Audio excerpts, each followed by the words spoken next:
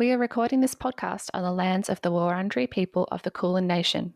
We wish to pay our respects to elders past, present and emerging, and extend our respects to any Aboriginal or Torres Strait Islander people who may be listening. Hi everyone, I'm Priscilla. And I'm Elise. Welcome to Novel Feelings, where we discuss representations of mental health issues in fiction novels. Before we get started, a couple of quick disclaimers. So please remember that we are trained psychologists, but this podcast should not be taken as therapeutic advice. We also acknowledge that we're speaking today as psychologists and book lovers, not necessarily as people with lived experiences of the issues that we're covering today in this book. So we think it's important to acknowledge that our voices are limited this way. Stay tuned at the end of this episode where we'll link to some more information about these issues, including writing from people with lived experience. Today, we are reviewing Cry Blue Murder by Kim Cain and Marion Roberts. So, just a summary about the story. Celia and Alice share everything. Their secrets, hopes, and the increasing horror that a killer is on the loose and abducting schoolgirls just like them. 3 bodies have been found, each shrouded in hand-woven fabric. From within the depths of a police investigation, clues are starting to emerge. But as Alice and Celia discover the truth, danger is closer than anyone knows. Who can you trust at a time like this? Such an intriguing synopsis, isn't it? Yeah, absolutely. Yeah. So I'll just quickly jump into the biography about the 2 authors of this book. So first of all, we have Kim Cain. So Kim Cain is an award-winning Australian author who writes for children and teenagers. Her books include the CBCA shortlisted picture book Family Forest and her time-slip children's novel When the Lyrebird Calls. And we also have Marion Roberts, who is a creative writer residing in Melbourne. She has a master's in creative writing from the University of Melbourne, and her first book, Sunny Side Up, was published in 2008. Cry Blue Murder is her 3rd novel. And before we go too far in, we will just note that we are a spoiler podcast, so there will be spoilers about Cry Blue Murder. And just a bit of a hint that there is a twist in this book that is right at the end that we will be talking about up front as well. So please keep that in mind before you continue listening. We chose this book because it was recommended to us, and we are aware that it is being studied in some schools at the moment. It's always interesting to reflect back on what's being studied in English and literature classes at the moment. So I think this would be kind of, I think, a pretty cool book to be studying if I were in high school. I think I would have enjoyed studying this one. Yeah, what did you study in high school? Oh, a lot of books. I'm trying to remember the specifics. Classic stories, like we did Jane Eyre, we did Romeo and Juliet. The English class that I wasn't in did Hamlet, but then there are a lot of kind of smaller Australian novels as well. What about you? I went to school in Indonesia, so we didn't do English literature. Makes sense. We did an Indonesian novel, I think, at one stage, and some poetry. In high school, I read English books for fun. I wish I could say that I learnt that I was reading, because I was studying French in high school. I wish I could say like, oh yeah, I was reading French literature for fun, but no, I was not that advanced by any means. So very, very impressed. Thank you. Okay. So we are covering a few different topics today, including the impact of trauma and vicarious trauma, grief and anxiety, response to crime in the community, a little bit about autism spectrum disorder, and trigger warnings for traumatic events in the book include descriptions of dead bodies and murders, drowning, kidnapping, stalking, grooming, slut shaming definitely, and fat phobia as well. So lots of unpleasant things. Yeah, I don't know how in detail we'll go about some of this stuff today, but it's definitely in the book, even if we don't end up talking about it. So just keep that in mind as you listen. Okay, shall we start our detailed recap and review? Let's go for it. Let's dive into what this story is all about. Celia Beasley and Alice King first start emailing each other when they try to help with a vigil for Hallie Night. Hallie, a 15-year-old girl, has recently gone missing. This is following a trend of sort where other girls had gone missing before, all labeled victims of the cocoon killer. Alice tells Celia that she attends boarding school at Ladywell Convent in Mildura. Celia tells Alice that she has recently moved to Ashbourne, a girls' secondary school. They bond over their shared fear and disbelief about what's happened to Hallie and begin sharing stories about their families. So, big spoiler that we will mention up front is that right at the end of the book, we learn that one of the two main characters, Alice, is not real. These two 15-year-old schoolgirls that have what might seem to be quite a genuine, heartfelt email exchange that happens throughout the book. Well, one of them is real and one of them is implied to actually be the Cocoon Killer, if not the Cocoon Killer himself, but some kind of accomplice or somebody who's affiliated with the murders in some way. We don't actually learn the details about that at all. But yes, Alice, not real. I just want to note that you should notice that their names are anagrams of each other. Yeah, something you picked up on right at the start, didn't you? Like, oh, this is interesting. I didn't notice at all. I was looking at it and I was like, oh, they might... Is this because they're best friends and their names are practically the same? But no, that's not it at all. Anyway, so we learn that Celia is struggling with loneliness and isolation, as well as the fear from the kidnapping. Celia describes her family to Alice. So her dad is currently struggling with his business and is described to be quite withdrawn from his family. Her mum is a former model and encouraging Celia to enter the industry, to put it politely. Celia is the second of three sisters. So Jamie is the oldest in year 11 and she's a performer and big into theatre. She also has a younger sister, Cleo, who Celia describes as being quite unusual. So she says there's a real gap between what she thinks and how she gets it out of her mouth. So she mainly says nothing, elective mutism. When she speaks, it sounds like a grinding of a cement mixer. Celia tells Alice that Cleo's proper diagnoses are developmental apraxia of speech and low-spectrum autism. Even though Cleo's not really a main character in the story and her autism diagnosis isn't super relevant, this definitely struck us as being something that maybe we should be a little bit nitpicky about. So we'll just diverge from the main story for a second to talk a little bit more about autism diagnosis. So I'm going to handball to you, Priscilla, about this. The proper names of Cleo's diagnosis would be childhood apraxia of speech and autism spectrum disorder, probably level 1. But there are 2 criteria that make up the diagnosis, and you get levels for each of them. So you can have level 1 for social interaction and level 2 for restricted repetitive behaviors, for example. Of course, since Celia is the one relaying this information in the story, I don't expect her to be fully accurate with the names. Also, this book was published in 2013, I think. So in 2013, the latest version of the Diagnostic and Statistical Manual for Mental Disorders, the DSM, was released. So that kind of overhauled how a lot of different things were labelled and were understood by the mental health world. This was sort of being written and published at a time when a lot of labels were changing. So, we can't be... Yeah. We can use our knowledge of a retrospective knowledge to comment on it, but we won't be too harsh on the writers or the character for not using 2021 language. A little bit about childhood apraxia of speech. The way this disorder is described is that the messages from your brain to your mouth do not get through correctly. So a child with a speech apraxia might not be able to move their lips or tongue in the right ways, even though they have the muscle strength to do those things. Sometimes the child might not be able to say much at all.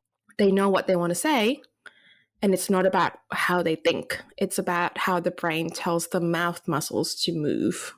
Elective mutism is something different. First of all, elective mutism is probably an outdated term. I did a bit of a Google search, and Wikipedia tells me that it's not really used anymore.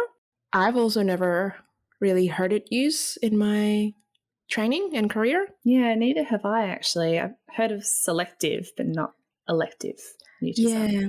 Yeah, and elective is, I guess, probably outdated because it can be a bit problematic because it gives the impression that an individual is choosing to not speak in certain circumstances rather than being so overwhelmed with anxiety that they can't get the words out. The way Celia describes Cleo's circumstances, Cleo is choosing not to speak because of the apraxia, but that's not the same with selective mutism.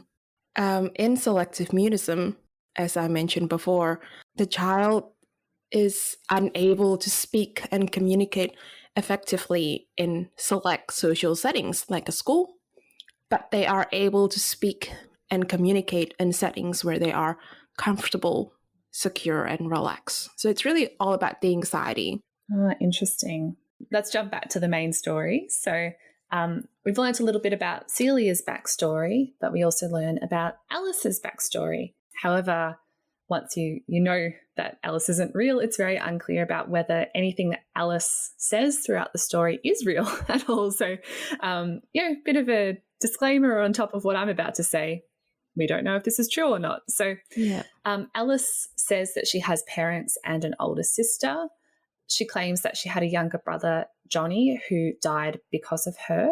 And her mum is very overcome with grief, can't bear to look at Alice or change Johnny's room, which is why Alice is in a boarding school. We learn that Johnny apparently died through drowning in a river, and Alice was there and couldn't save him and actually froze before she went to get help. She says that she blames herself for not trying to dive down and to save Johnny when he was in the river. Alice discusses this and she says that she's never actually cried about it and feels nothing about it. And it seems to be that her mum sees this as a sign that maybe Alice doesn't care. What I did find interesting about this is that Alice, or the murderer, tried to use this traumatic event to gain sympathy from Celia. It was a bit of an early clue, I guess, that I picked up on, that Alice disclosed this all pretty quickly to Celia with sort of minimal prompting, which made me a bit suspicious. So people often need a bit longer to feel comfortable with somebody to talk about traumatic events, and often go years and years without talking about it. And for some people, never talk about it at all. So I did find it a bit unusual that this girl was disclosing that. Although I kind of brushed it off to start with, because I know that sometimes it can be easier to talk about hard things with people you don't know than it can be with people you do know. And I feel like it fits into Alice's persona of her being this abandoned, lonely girl who has no one to talk to and no one understands what she's gone through. Helps, I suppose, gain sympathy from Celia. Yeah, it's kind of that grooming behavior, isn't it? Look at my tragic backstory. You should reassure me about it. You should sympathize with me. You should tell me that actually I'm okay, that kind of thing. So, yeah, it's a bit icky when you look back at it and see how this person was sort of manipulating Celia. Yeah, absolutely. The other thing that I thought was really weird about Alice was how misogynistic she was. Yeah. Alice supposedly has this older sister called Tess, and she just kept slut-shaming her. These are conversations that do happen between teenagers sometimes, and, not people gossip about others and say not nice things behind people's backs. But this did strike me as being sort of like a little bit of an outdated view. It was almost more like a mid-2000s, 90s kind of view of teenage girls. Yeah. Not that it was right then and it isn't right now, but I did find it a bit strange that she would be saying these quite sexist things about her sister, quite judgmental things. So when we know that this is most likely an older man who doesn't seem to like women very much, that attitude makes a little bit more sense. Yeah, absolutely. After missing for 14 days, Hallie Knight is found in an industrial waste disposal unit, wrapped in a distinctive woven blanket. Police believe there could be links to 2 unsolved murders of teenage girls who disappeared in similar circumstances. We get Hallie's statement to the police about the morning she was abducted. a man posed as her friend's father, picking her up for rowing practice. Later in the story, she shares more of her recollections of her abduction, including that she saw photos of the previous girls and photos of 2 other girls, and that her kidnapper told her to weave, presumably the blanket that would be used to wrap her body in, which is creepy. As the police investigation goes on, including witness interviews and a couple of red herrings or investigations that don't really go anywhere, Hallie is brought to a property that was thought to be the place that she was held hostage in. Hallie has a severe stress reaction to this, and we get a note from a psychiatrist and psychotherapist saying that she has experienced acute symptoms of anxiety and is in a dissociative state suffering from acute post-traumatic stress disorder. She's admitted to hospital and will remain there until she's stable, and her psychiatrist advises against further questioning as re-exposure would be detrimental to her well-being. So let's have a little bit of a chat about PTSD. So we have covered this before in previous episodes, but for new listeners, let's just give a really brief overview. PTSD is a mental health disorder that begins after a traumatic event. It is short for post-traumatic stress disorder. A person's brain struggles to process memories the way that it normally would, and trauma impacts on how people see the world and themselves. In this book, potentially it's too soon to be diagnosed with PTSD. A more appropriate diagnosis would be acute stress disorder at this stage. I can't remember the exact timing that was in the book, but I think, technically it doesn't become PTSD until I think a month after a traumatic event. But acute stress disorder is very, very similar to PTSD, but it's just there's a few minor differences, but it just happens a bit sooner after the traumatic event and is considered to be a bit of a precursor to PTSD. And if people experience acute stress disorder, there is a chance that they might recover on their own, or that they might go on to develop more longer-term PTSD.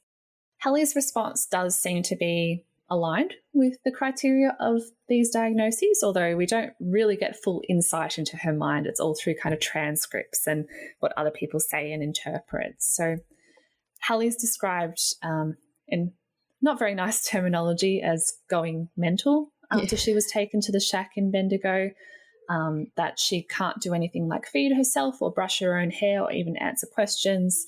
Apparently she's really weak and keeps having all these nightmares, and she wakes screaming and screaming although she's sedated.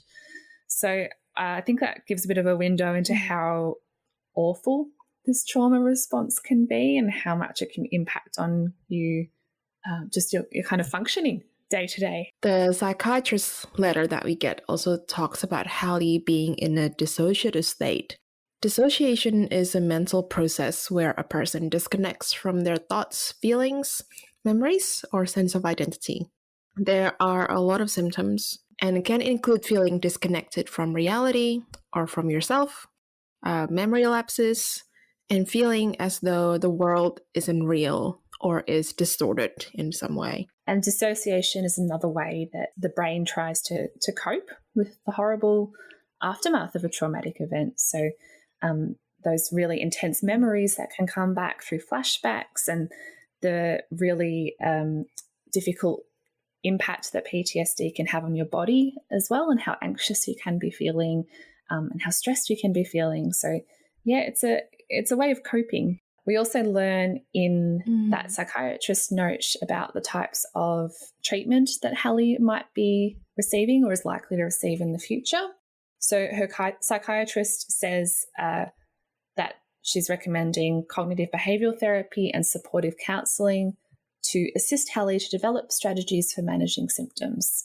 She also mentions that Hallie is receiving regular sedation to assist with her recovery. So that implies some kind of medication.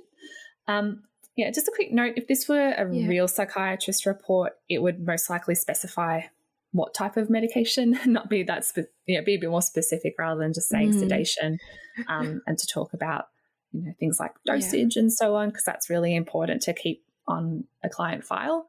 They also mention cognitive behavioural therapy, CBT. So CBT is a real type of therapy, although personally, I wouldn't use it for Hallie in this kind of acute stress state. It's something that I probably want to do more down the track, and definitely not kind of generic CBT. There are specific types of CBT that have been developed for trauma and for helping people manage a trauma response. So that's what I'd be more likely to want to use.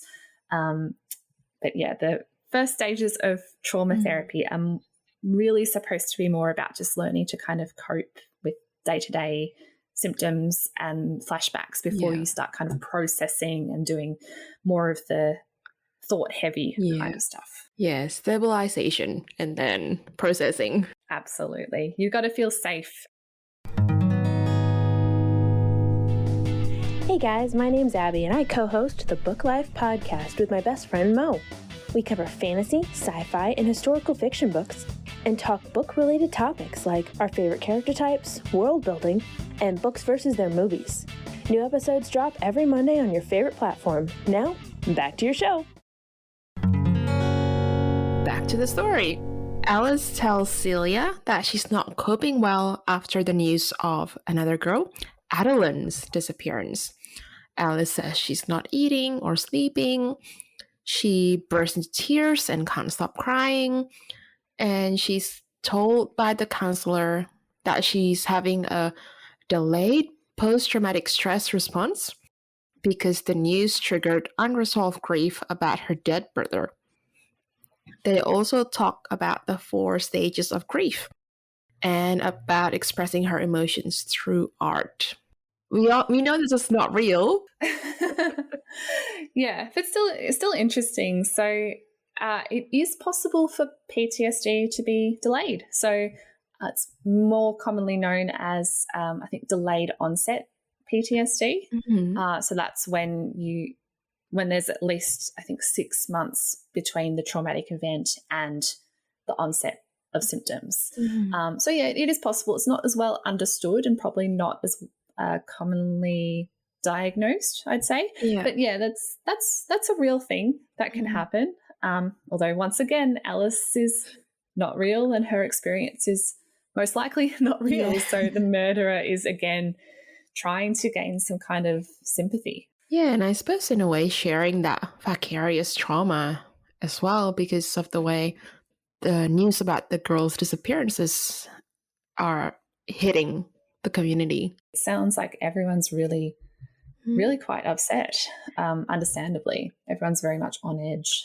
Interesting thing here is that the text specifically says 4 stages of grief, which seems to be referring to the Kubler-Ross model of grief, which is actually 5 stages of grief. So I'm not sure what happened here. Something got lost in translation. But yeah, it's a very famous model of grief. And the text fails to mention one of those stages, which is bargaining. Although this model is more for emotions experienced when somebody has a terminal illness and is dying, as opposed to people who are coping with grief after somebody has died. But it still can be applicable, and a lot of people do find it very relatable and relevant. And I would imagine that would be certainly a thing that could come up in therapy, talking about stages of grief. I know I've done that with my clients before as well. Yeah. I wonder, now that I'm thinking about this, I wonder if that mistake is on purpose, because Alice wouldn't have had that discussion with an actual counselor. Very unlikely, yeah. Anyway, in response to Adeline's disappearance, Celia's family goes into lockdown. So the sisters can't do certain things anymore. Later, the parents also install a deadlock and a CCTV at home. Celia describes that she's highly strung, she can't stop jiggling her legs, she's not sleeping, and generally feels unsafe. She also describes that there's this atmosphere of anxiety and worry at school as well. Over time, we get more clues that Alice may not be who she says she is. So interestingly enough, I guessed very early that Alice wasn't real. And I'm going to pat myself on the back for that, because normally I don't read a mystery and try to solve what's going on.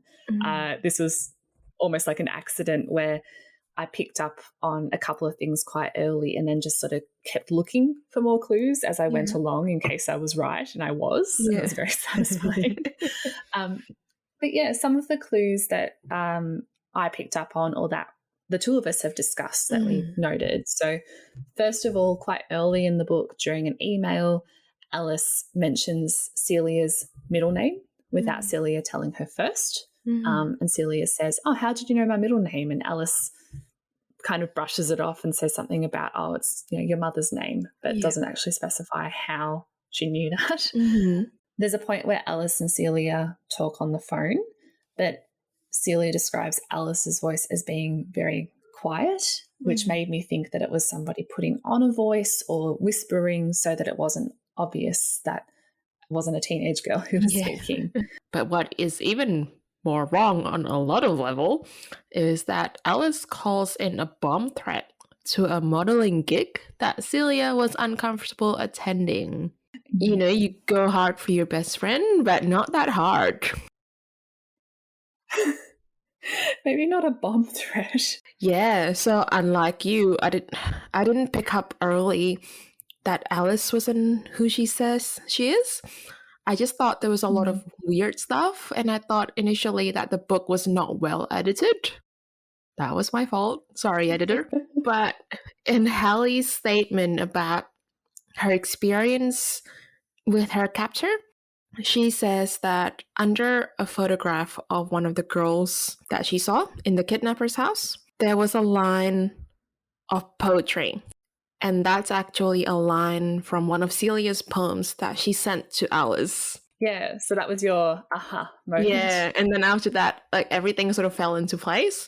I think you picked up on this one as well, that at one point, Alice said the name Adeline in an email before Adeline went missing or was even mentioned in the story. Yeah. So this was another early clue that made me think that something wasn't right. So Alice and Celia were just talking about like things happening at the convent, and Alice says this name she hasn't mentioned before, and Celia's like, "Who's Adeline?" And then Alice never addresses it. And that I remembered that because I thought it was a little bit of an unusual or not very common name. And then later we learned that Adeline, I don't know. I think it's Adeline. Yeah, we learned that she's gone missing, and I'm like, oh, something's going wrong. Yeah. And another thing that I suspect is not quite right. So there's a point where Alice and Celia talk about spontaneously cutting off their hair, and at one point Alice posts Celia a ponytail, saying that it's her ponytail, and Celia thinks this is hilarious. But it made me think that this might be the cut off hair of one of the kidnapped girls. Yeah, I didn't think that, but now that makes so much sense, and also makes it so much more creepier.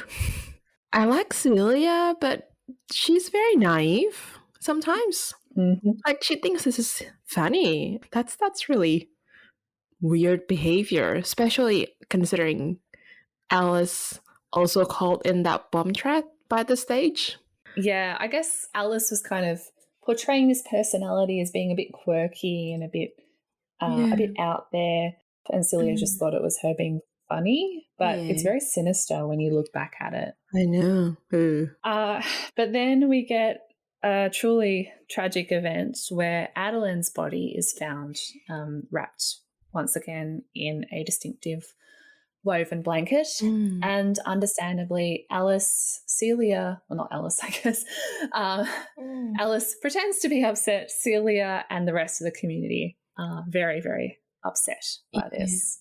There was one thing I wanted to flag here as well, that at one point Alice says, Alice is talking about how she's been struggling, and at one point she says that she's feeling better and has her appetite back, and says something not so nice about people who are experiencing anorexia. Yeah.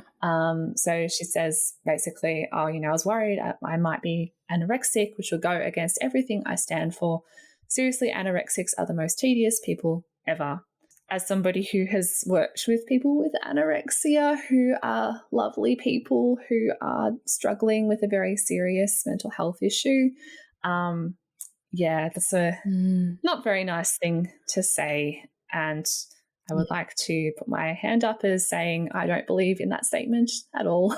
Yeah. But again, Alice, I think, has this kind of undertone of misogyny that is coming up there because we know anorexia affects girls and women more often than it affects boys and men. Yeah. Oh, speaking of misogyny, Oh, yeah. we do know that the killer is misogynistic at this stage because part of Hallie's statement is that I think there was a male cousin that stood with her family making statements to the TV on the news.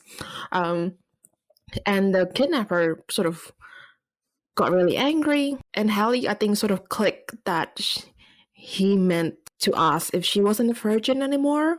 That's what I took from it anyway, because it was never actually explained what bad apple means. I wasn't sure about that. It seems like the reason Hallie wasn't murdered was because she claimed to be impure in quotation marks, obviously.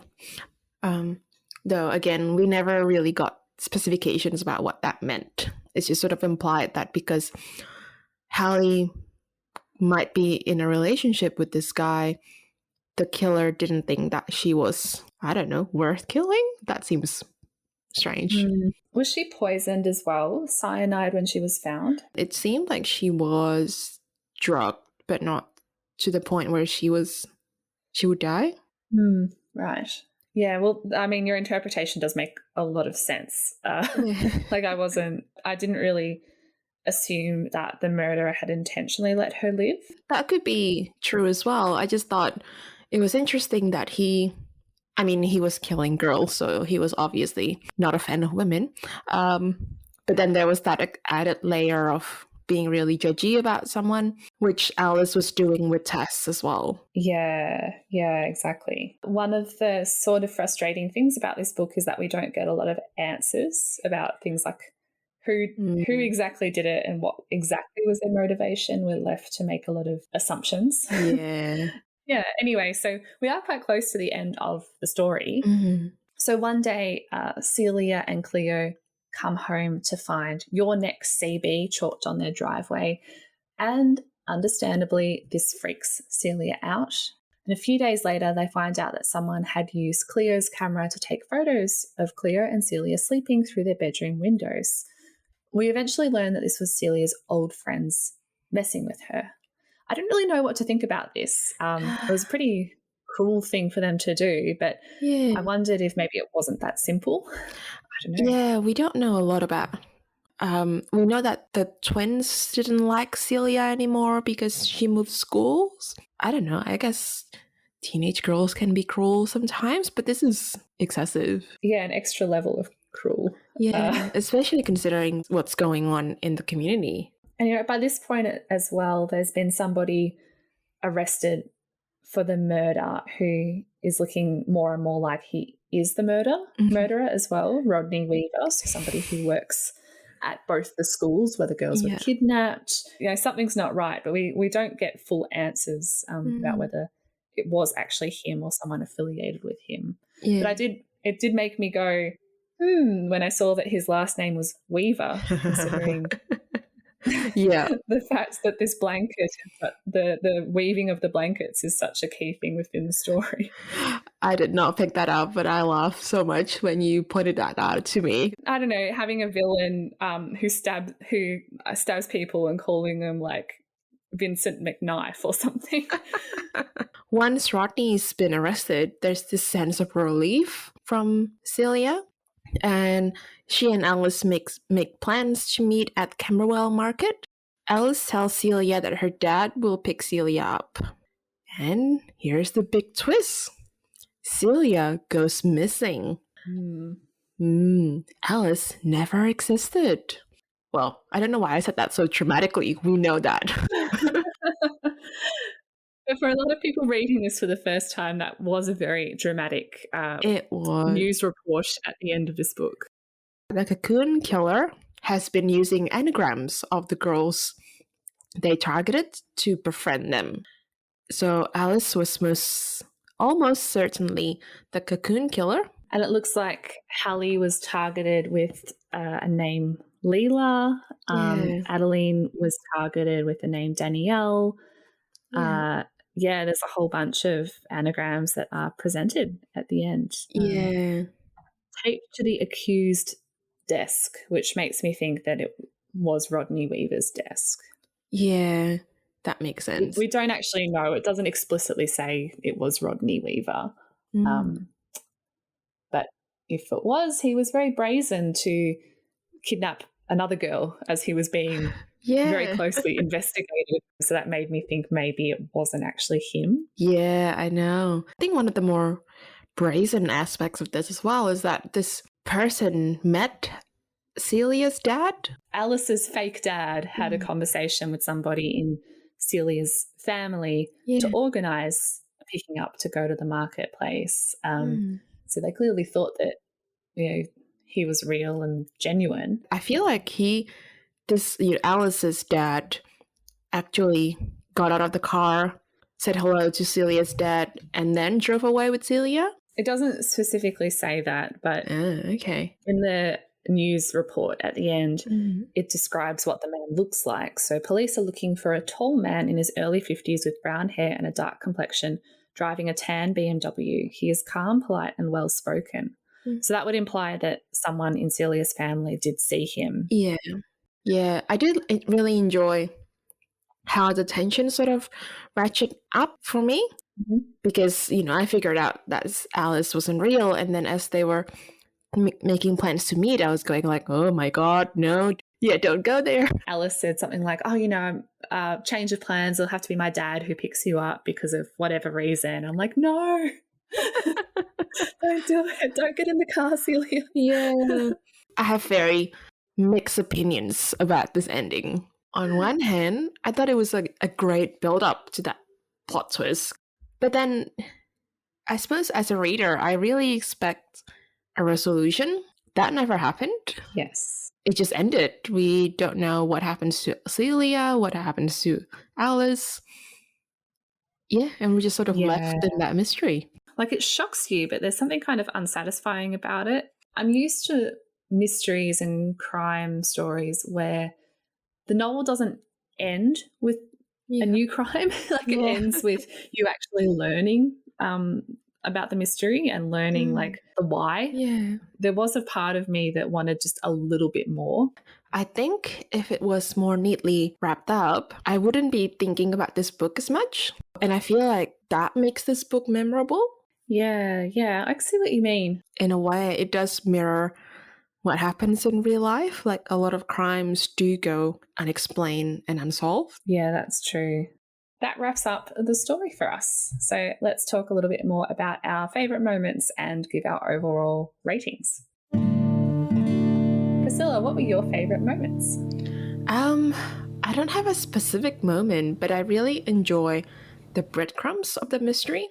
Well, I suppose there is a moment. The moment how you referred to Celia's poem, it was like a light bulb moment for me. And I really like, as I mentioned before, that the tension was built up really well towards the end. What about you, Elise? Even though I still do have kind of mixed feelings about it, the moment that still stands out to me the most is the ending as such a big aha moment. And I think part of that was the satisfaction of actually correctly guessing the twist really early on. Other aspects that I did like included sort of the overall format. I liked the sort of the way that the emails were broken up with the newspaper reports, the witness interview transcripts, even like a forensic toxicology report at some point. I just thought those were really quite interesting to read. Star rating, what would you give this one out of 5?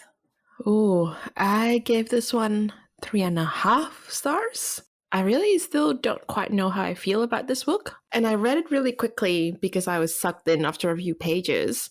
And I do appreciate that ending in a way. Yeah.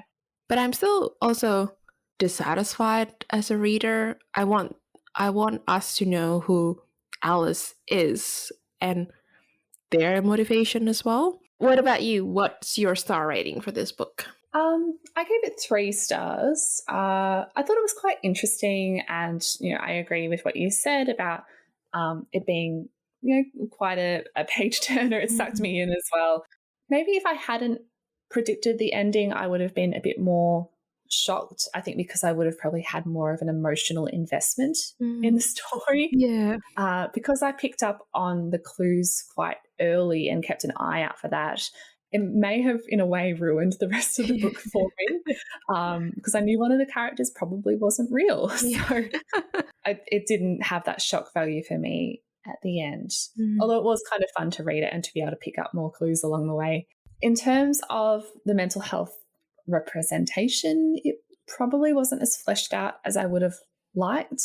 Tricky in this format, I guess, but we picked up on a few inaccuracies, and we mostly focused on things like how labels and stuff has changed, but I did feel that there were a few instances of like stigmatizing language that weren't really challenged, which I would have liked, and a few other things where I just would have liked the impacts to be fleshed out a little bit more from a mental health perspective.